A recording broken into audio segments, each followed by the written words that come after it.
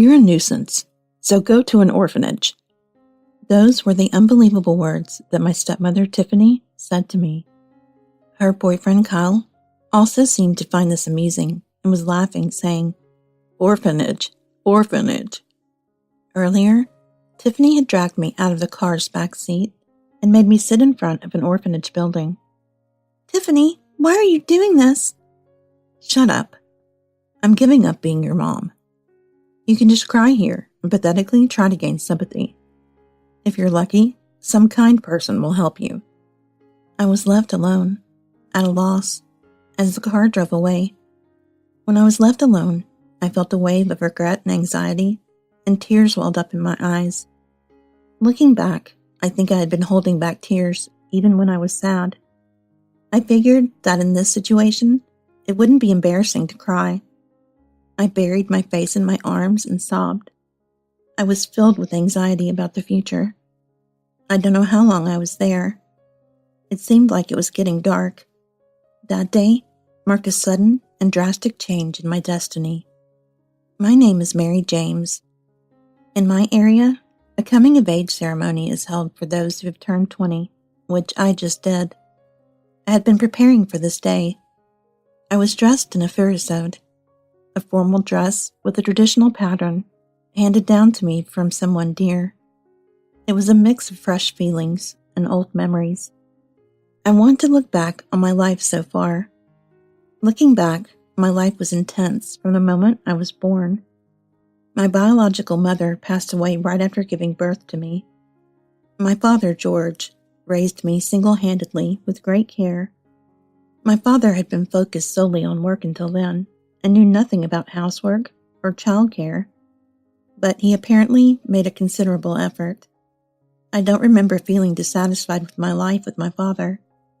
I think it was because every day was so fulfilling and happy that I didn't even have time to think about wanting a mother like other families had. "Mary, where do you want to go this weekend?" I want to go to the zoo." "All right, that's a promise then." My father often used the word promise and always kept them.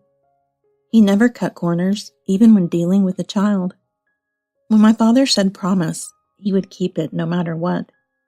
And if he couldn't keep it due to unavoidable circumstances, he would sincerely apologize, just like he would to an adult. There was a warm atmosphere between my father and me, based on a relationship of trust. I learned what it means for people to interact with each other by watching my father's attitude. My father was truly teaching me through his actions.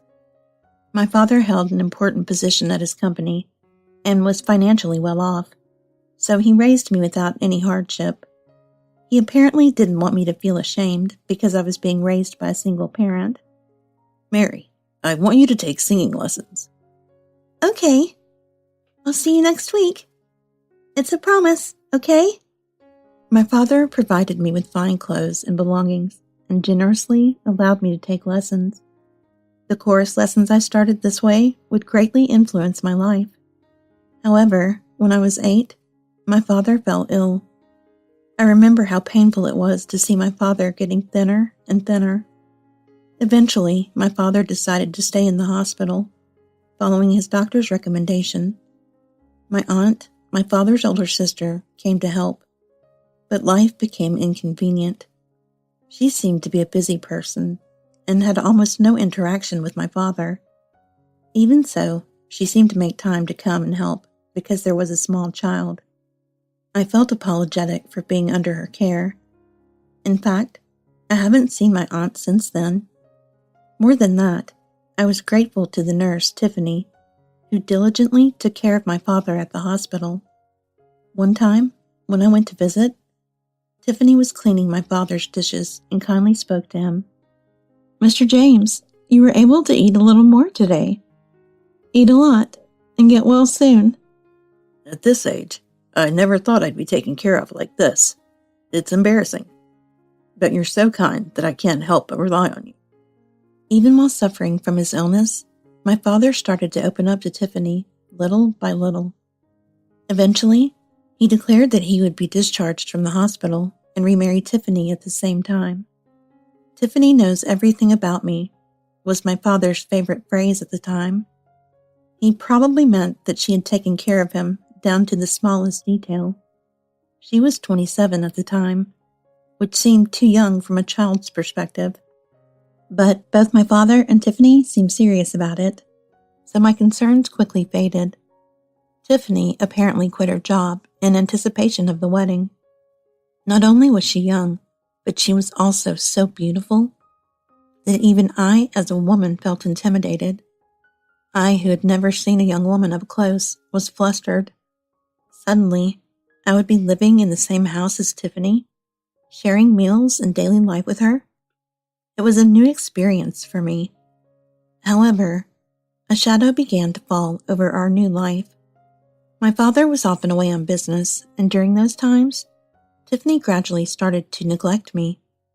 "Hey, Mommy, can you take me to the zoo this Sunday?" "Oh, Sunday? No, I can't. I have plans that day." "But Daddy's busy too." "He told you to ask Mommy, didn't he? Why is he so inconsiderate? Never mind. No means no. Go by yourself." My father would have surely kept his promise. Tiffany was impossible to talk to. Eventually, Tiffany started to say things like this: "I'm tired. I can't move. He's not staying overnight tonight. You make dinner today." "I can't do that." "You're 8 years old, and you can't even cook one dish? You really are useless, aren't you? Your dad must have failed at raising you. After all, living in such a big house and acting like a spoiled princess." When my father wasn't around, Tiffany was irritable, and her sarcasm was terrible. "What did you eat when it was just you and Dad? Your dad made the meals." "He's good at it. I'm still small, so he says it's dangerous for me to use knives or fire." "Oh, he pampered you. Does he think it's okay for this kid to grow up not being able to do anything? That's why men are useless when it comes to raising children." Since my father wouldn't be home for dinner, I had to do something about food. I tried my best to think of dishes I could make, taking various things out of the cupboards. However, while I was fiddling with things in the kitchen, I dropped a plate and broke it. Hearing the loud noise, Tiffany came running into the kitchen. "Hey, you! Are you helping, or just getting in the way? Clean up the mess yourself, okay?" "I'm sorry. But Mommy, can you help me?" "Shut up. Why do I have to help you? You broke it, so it's your responsibility. Do it yourself." I was shocked by her harsh tone.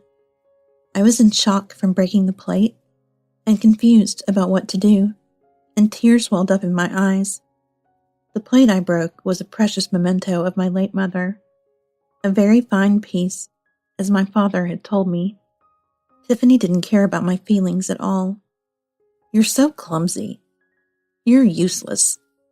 You won't amount to anything in the future." "I'm sorry I broke the plate. Please help me clean it up." "I don't know. I'm going out." Tiffany disappeared, saying just that. She said she couldn't move, but she went out to play. When Tiffany did that, she would always put on a lot of perfume, so it was easy to tell.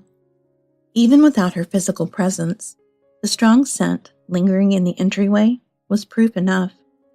I sat on the kitchen floor and somehow managed to clean up the broken plate. Tears kept falling because I had broken something my mother had cherished. 2 days later, my father found a shard I had missed while walking in the kitchen. "Tiffany, what's this? It looks like the plate your mother cherished." "Oh, Mr. Smith. Actually, the other day, Mary was playing around with the plate, throwing it like a frisbee, and she broke it. Even when I warned her, she just ignored me and laughed. Why did she turn out to be such a tomboy?" "What? That happened? Come here, Mary. We need to talk." I did my best to deny it, but they wouldn't believe a child's words. My usually gentle father had an unusually stern expression. "Mary, you know that your mother cherished that plate, don't you? Why would you do something like breaking it while playing around?" "Dad, That's not what happened. I didn't do that. The more I talked, the more powerless my words became. From my father's perspective, it would be natural to believe his wife over his child. So you're saying Tiffany is lying? There's no way that would happen. I could forgive you if you accidentally broke it, but to use it to play and break it is unforgivable. I didn't raise you to be a child who makes excuses. Hey, Dad, please understand. It's true. I accidentally broke it. In the end, it was decided that I had broken the plate, and my father scolded me severely. I was deeply hurt by my father's unusual expression. I never thought Mary would lie to try and get out of trouble. Maybe I failed as a parent, too. That's not true, Dad. Please, believe me. Dad doesn't want to talk to liars. Go and reflect on your actions by yourself. Behind my father, Tiffany was smirking and looking at me. To me, her expression looked like that of a witch or something. Eventually, perhaps to avoid these kinds of troubles, I started to silently leave the house when my father was away on overnight trips. My father seemed concerned about leaving the house empty, but he hadn't given up, thinking it was necessary for making a living. Apparently, he was putting a lot of money into the house. It was routine for Tiffany to go out and for me to come home from school around the same time. Mom, where were you? None of your business. Oh, my head hurts. Bring me some water. I have to go to school, too. Who do you think is supporting you? I'm telling you to bring me water. When Tiffany was like this, she smelled strongly of perfume, alcohol, and cigarettes. She must have been out having fun somewhere. She seemed to think it was a waste of time to deal with the child, and all I got for dinner was a single pastry. Ugh, having to prepare bread every time is such a pain. Why are kids so much work? I thought one girl would be fine, but it was a miscalculation. By then, I had developed the strength not to give in to Tiffany's sarcasm. I would stand tall and say this: Tiffany, I can do things myself now. It's okay. Just leave me alone. Eventually, as I got older, I was allowed to cook. It was easy to cook better than Tiffany, and another change came about. I started looking forward to the times when Tiffany was away. On nights when Tiffany wasn't home, I wouldn't get scolded for doing what I wanted, and the food was delicious. For any child in a family with both parents, it would be unthinkable to leave a 10-year-old home alone. But I learned to spend nights alone and go to school by the time I was 10. Children around this age have a bit of longing to be able to do everything themselves. Some of my friends even said they were envious of my situation. When Tiffany wasn't there, I could use cheap ingredients and cook creatively, so I could eat my fill and actually be happier. I couldn't bring myself to hide these feelings. Of course, it was true that being alone with my father was the best. I hated spending time with the three of us, covered in lies, or being forced to be tense with just Tiffany and me. Another fun thing for me was my weekly Saturday chorus lessons. Bye, Dad. I'm off. Have a good time. Be careful on the road. And greet your teachers properly, okay? I would leave the house, shouldering my father's usual words of caution. I would take the bus by myself to the city center and receive training from a famous teacher. I was happy to be away from Tiffany and to be able to sing my heart out here. At home, I would get annoyed for just talking normally. I found my own place in this way. But even here, I ran into trouble. My father's health took a turn for the worse again, and he was hospitalized. As a former nurse, it would be Tiffany's time to shine. I thought she would provide devoted care, as she had done before. But Tiffany rarely visited the house or the hospital. Where's Mom? Didn't she come home today? She seems to be out. I couldn't tell him that she came home drunk when he wasn't around. I just kept it to myself as a child. Mary, can you ask Mom to come with you next time you visit? Your dad misses seeing her face. Okay, I'll ask her. But Tiffany never came to visit my father. Without his wife around, his health rapidly declined. It was heartbreaking to see how much he suffered. Eventually, the saddest day of my life arrived. My father passed away. While I was visiting and talking to him, he suddenly started to struggle. I frantically called for a nurse, but my father looked like he was in agony. His complexion turned pale, and as a child, I was kept away.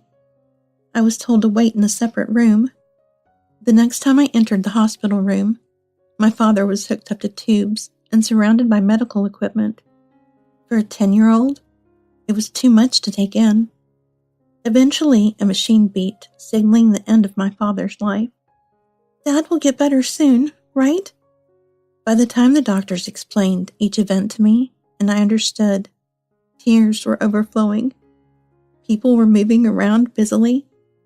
When I was asked where my mother was, I could only answer that I didn't know. Eventually, the arrangements for the wake and funeral began. I was just at a loss for what to do. Relatives told me I should stay with my mother since I was still young, trying to be considerate. But Tiffany was reeking of alcohol and seemed very lethargic. Honestly, it seemed better to be with the adults, helping with the wake preparations, than to be with Tiffany. Somehow, the wake and funeral were over, and I finally had time to spend at home. I couldn't believe what had happened in the past few days, and I just sat there in my room, dazed. "Hey you, come here." I wondered what she wanted, and went to the living room. Tiffany was standing next to a young man. Tiffany herself was quite young, but this man was even younger, looking like a student. "Stop calling me Mom. I'm not your mom, and I never will be. I'm going to remarry this guy, Kyle, right away." "Remarry?" I repeatedly confirmed the meaning of the word remarry in my head. "So that means you're going to marry that person?" I asked hesitantly to confirm. Tiffany smirked and patted Kyle on the shoulder. "Yeah, he's pretty dumb, just like you. He can't even do anything properly." "Well, I'm still in my first year of working, and I don't want to suddenly become a father.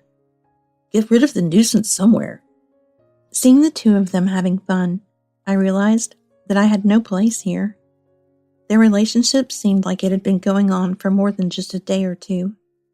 In other words, they had been secretly getting closer while my father was still alive.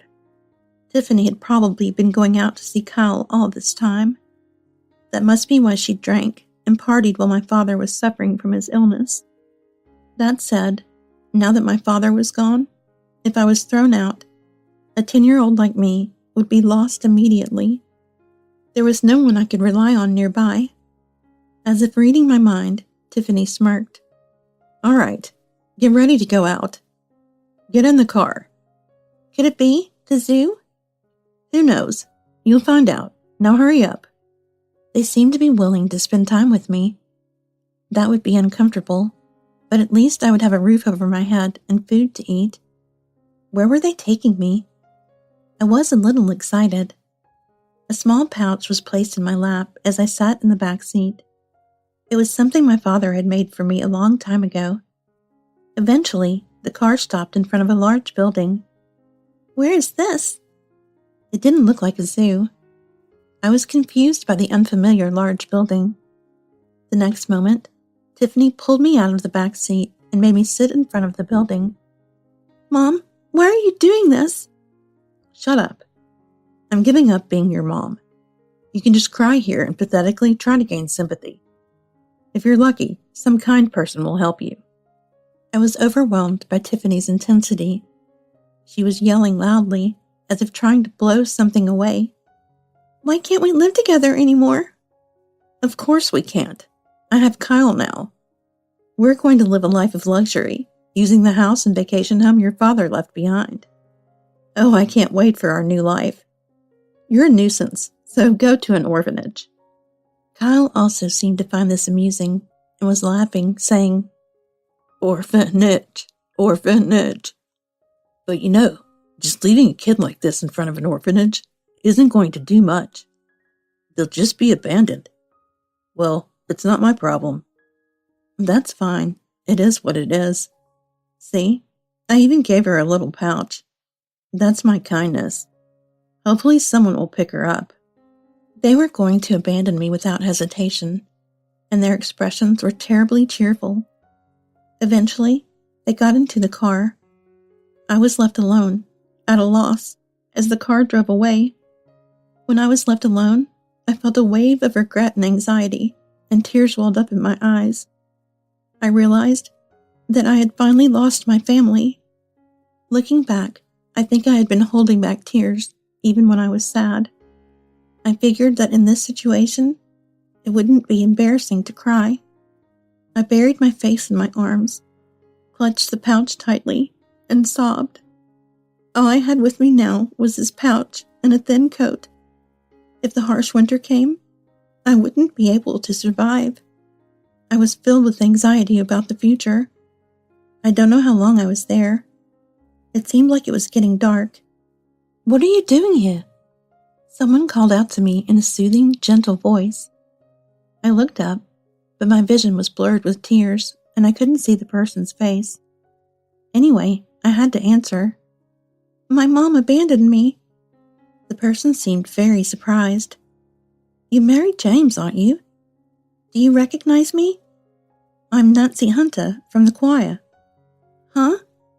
I rubbed my eyes many times. Standing there was Miss Hunter, the teacher of the choir I looked forward to every week. "Miss Hunter, why are you here?" "That doesn't matter. You said your mother abandoned you? Is that true?" "Yes, it's true. Since Dad passed away, Mom said she's going to live with someone new. So I became a nuisance." "I see." Ms. Hunter thought for a long time. Eventually she spoke.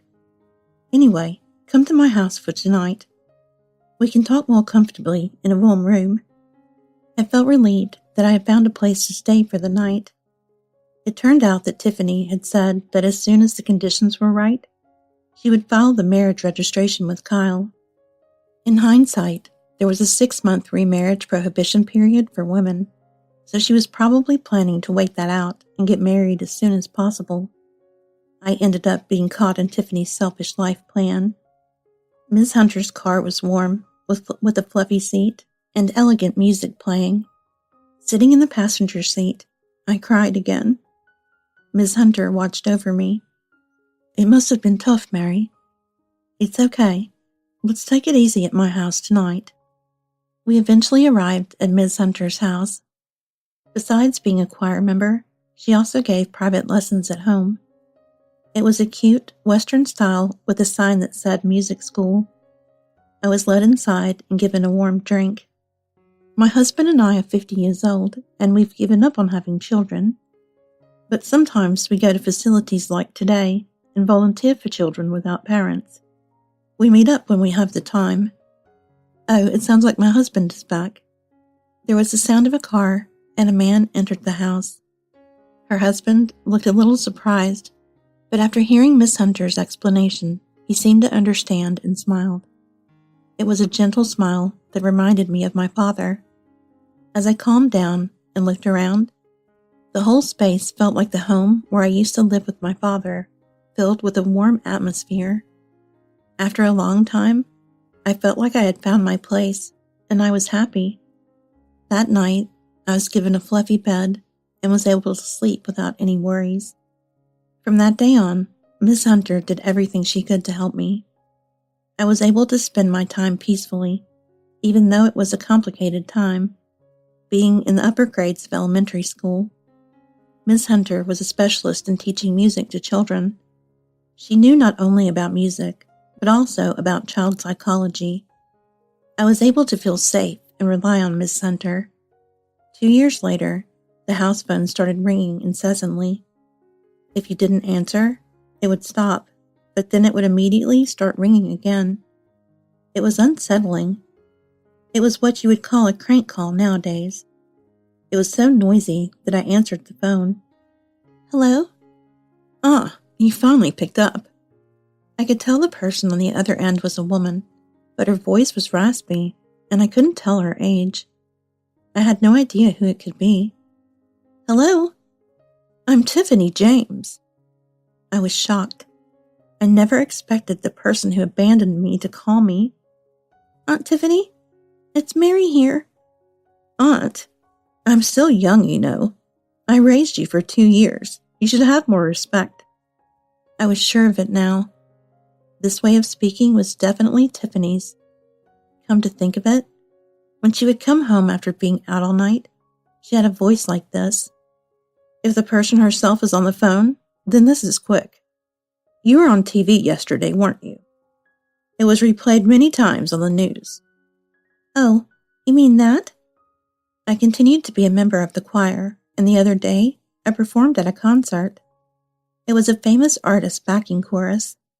It was a high-profile concert, so there was TV coverage, and I happened to be shown in a close-up.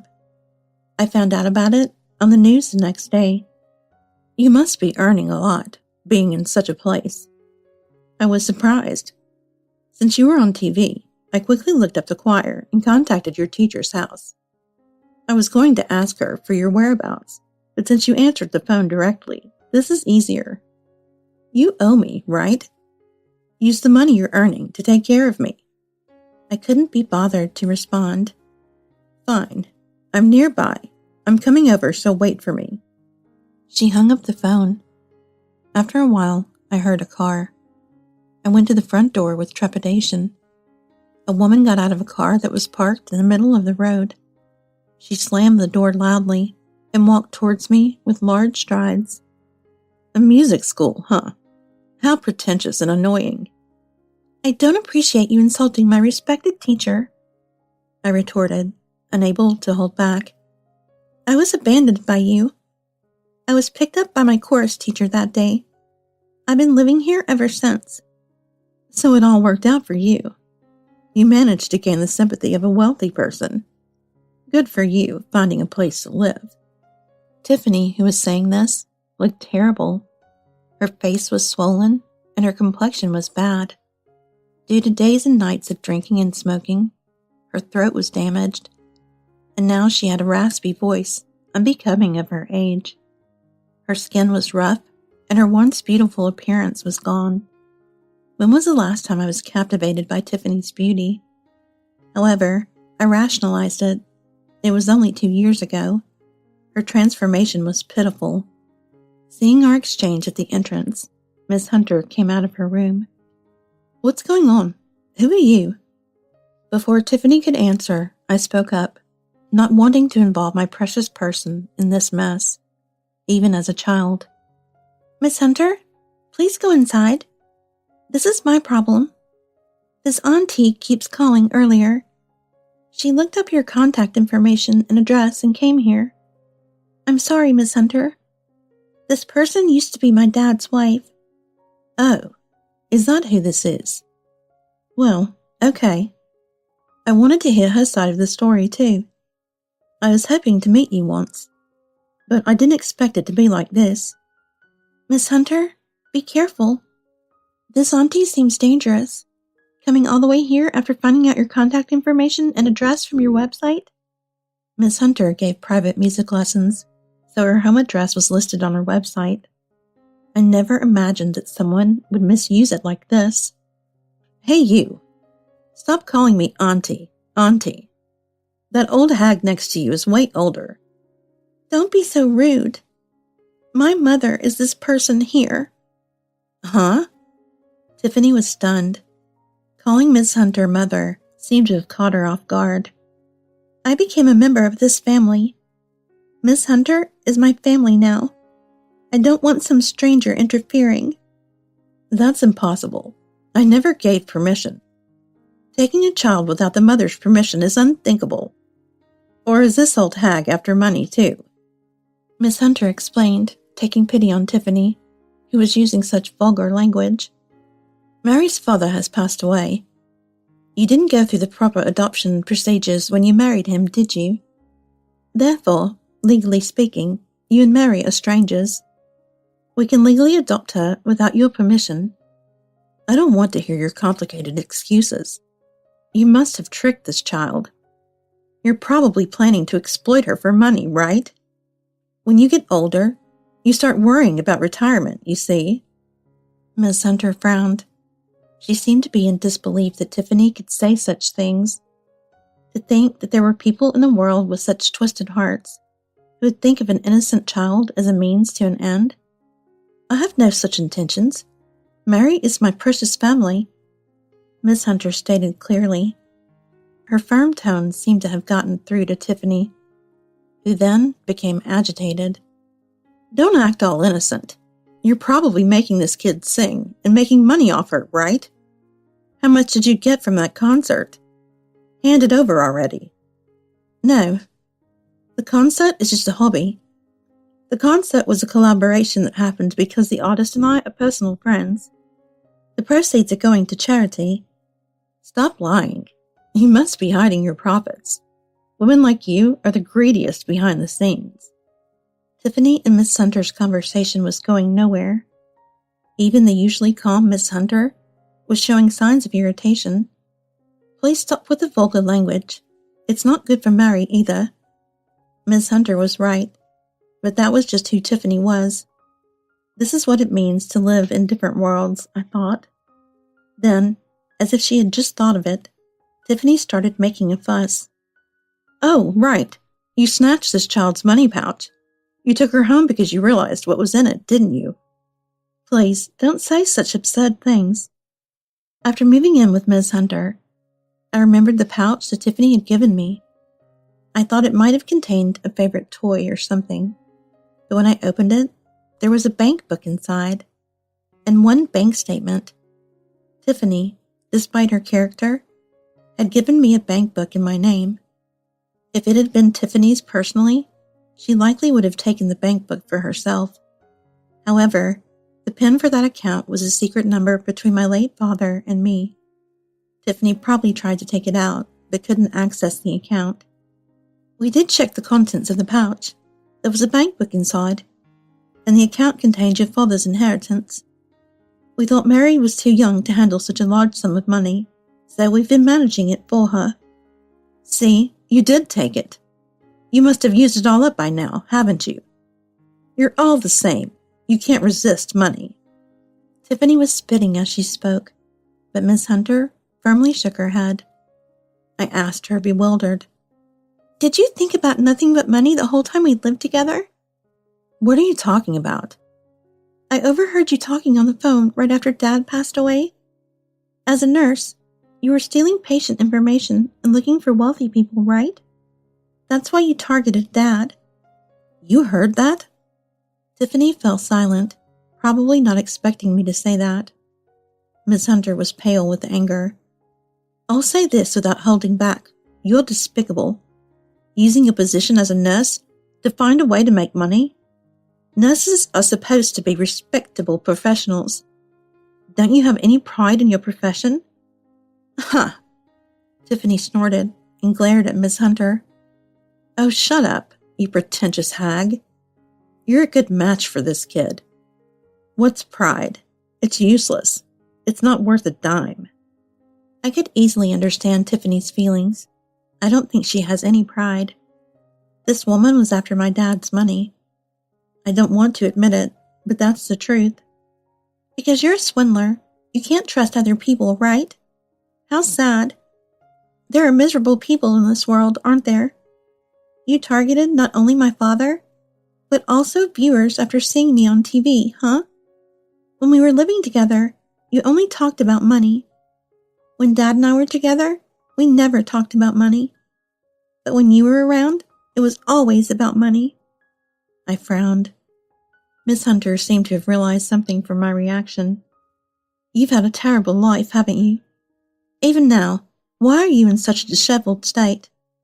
Ever since I came here, Mary has never said anything bad about you. She told me you were a beautiful woman. But why are you so... Are you saying I'm ugly now? I hate women like you, pretending to be all refined. I bet I could land a blow on that stuck-up face of yours. Please, do it if you want. No matter what you do, I will never yield to you. Miss Hunter's dignified and righteous attitude was truly that of a respectable adult. As I listened to her next to me, I felt my own posture straighten. But of course, it didn't get through to Tiffany. She turned to us, her displeasure clear. Yeah, you're all talk. You must be making a lot of money running this music school, and you've got this kid, so you don't have to worry about your old age. You're such a sly woman. You should have just cried and run to me. If you had stayed by my side, even while acting pitifully, that would have been better. Absolutely not. You had a boyfriend, remember? There was no room for me. And I wouldn't want to be with you anyway. I unintentionally became confrontational. She had laughed and abandoned me. How could she even say such a thing? I can still remember how I felt when I was left in front of the orphanage. That pain will probably never heal. Then Tiffany made a face of even greater displeasure than before. Boyfriend? You mean Kyle? He's gone somewhere. Huh? He dumped you? You remarried him after my dad, right? To me, it was unexpected. Tiffany was certainly the worst in terms of personality, but she and Kyle seemed like a good match. My marriage with Kyle didn't even last a year. I inherited the house and the vacation home from your father, but I couldn't manage them and had to let them go. They were both too big, and I couldn't handle them. Then Kyle left me too. He was only after my inheritance. He's now engaged to the daughter of some big shot at the same company. He's so obvious, isn't he? Even though he was just my boyfriend. To my question, Tiffany complained as if it were a nuisance. Kyle was just fresh out of college, like a student. But for Kyle, it was a case of the money running out and the relationship ending. I see. It's the same as when you married Dad for money, and this guy was also after your money. I understood why Tiffany was in such a state. She had let go of her assets and lost her young husband, which led to days of heavy drinking. As expected, there was no room for sympathy for Tiffany, who had a history of enjoying nightlife. She had lived her life thinking only about money, using people as a means to get money, and discarding them when they were no longer needed. Her current state was the result of that lifestyle. So for me, at the age of 12, it was the first time I'd ever looked at a person with such cold eyes. And the fact that it was directed at the person who had even for a short time raised me. In front of me, Tiffany was holding her head, lost in thought about what she had lost. Eventually, she moved her hands from her temples to her stomach, caressing it. Oh, this is bad. You, call an ambulance. Are you trying to act, Auntie? That's not it. I've been feeling off lately. It seems like it really has come to term. Tiffany's rough skin had turned pale, and she seemed to be breathing heavily. Miss Hunter also felt that something was wrong. She quickly called for an ambulance, and soon it arrived. Centering around Tiffany, Miss Hunter and I also got on board as attendants. Then, we went to a hospital that could take her. As a result of the examination, Tiffany had a serious illness due to her past unhealthy lifestyle. The test results showed abnormalities across the board. It seemed like a miracle that she had been able to stand and walk until now. Tiffany seemed calm and was sleeping in bed, but her breathing was rough and labored. Her insides must be in a far worse state. That was the last time I saw Tiffany. From here on, is what Miss Hunter told me after I turned 20. It might be time to tell Mary about what happened back then. It's okay. No matter what, I'll listen without getting surprised. Tiffany had been cut off from her parents due to her repeated pursuit of money. She had no one to rely on. I became her guarantor for her hospital stay. I had never heard such a story before. What kind of mother would look after the stepmother who abandoned her own child? Miss Hunter, you're too kind. You should have just left her alone. I couldn't do that, Miss Hunter said. She not only took care of the paperwork, but also occasionally visited the hospital and helped Tiffany with her personal needs. Even for Miss Hunter, it must have been a troublesome situation to get involved in, despite the circumstances. One time, when Mrs. Hunter went to the hospital, Tiffany was on the phone with someone. It was a no-call area, so I was about to warn her, but she had her back to me and seemed very distressed. Ms. Hunter had a distant look in her eyes as if she were remembering something. Yes, Kyle and I abandoned Mary, her daughter, in front of an orphanage. Kyle thought it was funny and encouraged me to do it. I didn't intend to go that far. Anyway, Kyle is a terrible man. He just abandons little kids so easily. Tiffany confessed of her and her ex-husband's wrongdoings to someone over the phone. Tiffany quickly said what she wanted to say and hung up. When Miss Hunter noticed that she was being watched, Tiffany made a bitter face, the likes of which Miss Hunter had never seen before. It was horrifying. It seemed that Tiffany was calling Kyle's workplace and exposing the wrongdoings from when they were married. She probably felt desperate and wanted to drag him down with her, knowing that her own body wasn't healthy anymore. That sounds like something she would do. She wouldn't want to be the only one to fall. Miss Hunter later heard that Kyle was dumped by the daughter of a company executive after it was revealed that he had abandoned me. Apparently, Tiffany told Miss Hunter about it with a triumphant look. Miss Hunter saw Tiffany for the last time after that. No one knows where Tiffany went after she was discharged. It seems that Tiffany showed signs of wanting to see me right before she was discharged, but Miss Hunter firmly refused. She apparently even threatened to sue Tiffany if she tried to contact me, as it would negatively affect me. Tiffany was probably intimidated by her threat. I haven't encountered Tiffany since I was 12. I was being protected by Miss Hunter, even in this regard. Furthermore, Miss Hunter gave me something when I turned 20. Here you go.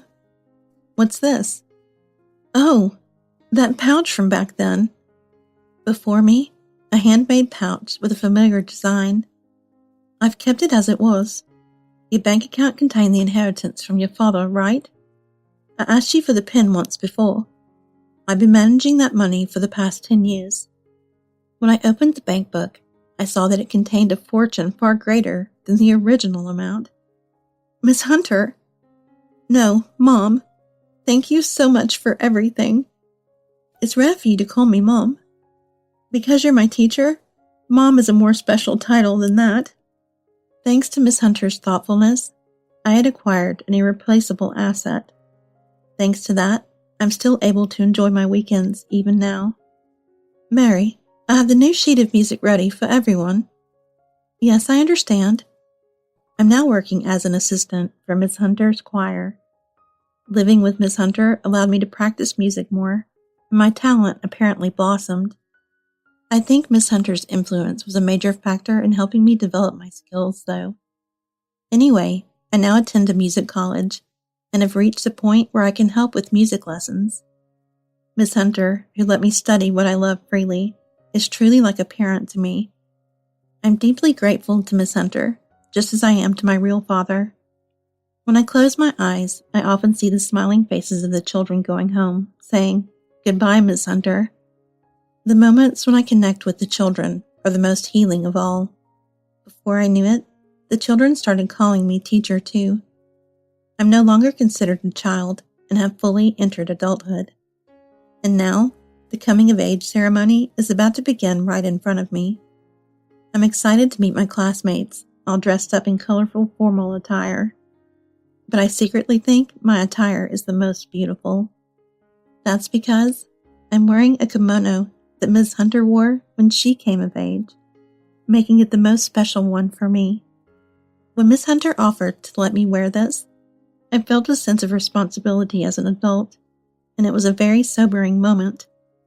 I'm determined to start fresh and do my best, starting with today's ceremony. In the future, I want to become a great instructor like Miss Hunter and guide people. I intend to continue making every effort to achieve that goal.